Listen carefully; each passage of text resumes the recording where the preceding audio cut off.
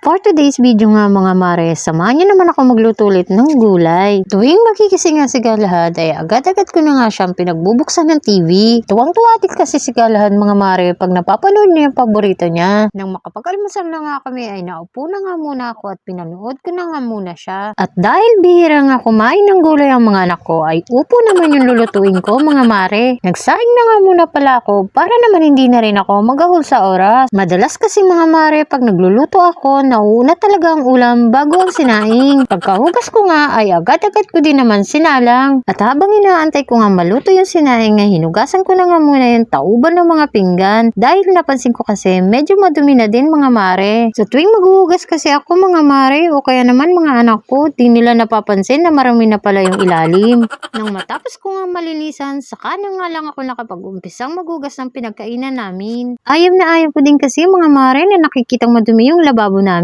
lalo na kapag nakatambak yung mga hugasin. Kaya naman lagi kong pinagsasabihan ng mga anak ko na after nilang kumain ay hugasan na agad yung pinagkainan. At isa pa mga mare, yung ayaw na ayaw ko yung paggising mo sa umaga, hugasin agad yung bubungad sa'yo. Alam ko mga mare, nakaka-relate kayo sa mga sinabi ko. Sinimulan ko na nga din mga mare maghiwa ng sibuyas, bawang at kamatis. At habang naghihiwa nga ako mga mare ay naramdaman ko yung hapdi ng mata ko gawa ng sibuyas. Sobrang tapang kasi ng amoy ng sibuyas. Kaya naman patagal nga ng patagal, grabe na yung sakit ng mata ko. Katulad nga ng mga sinabi ko mga mare, gusto ko yung maraming kamatis pag magluluto. Kalibre nga pala ako ng kamatis dahil binigyan na naman ako ng kamatis ng kapatindera ko. Kaya naman mga mare, di na ako bibili pa ng kamatis dito sa gulayan malapit sa amin. Binarang ko na nga din yung upo na nabili ko sa palengke kahapon. Tuwing magtitinda nga ako mga mare, bumibili na nga ako ng mga uulamin namin kinabukasan. At syempre, di mawawala yung gulay. Pag nga pala ako magluluto ng upo mga mare, tinatanggal ko yung mga buto.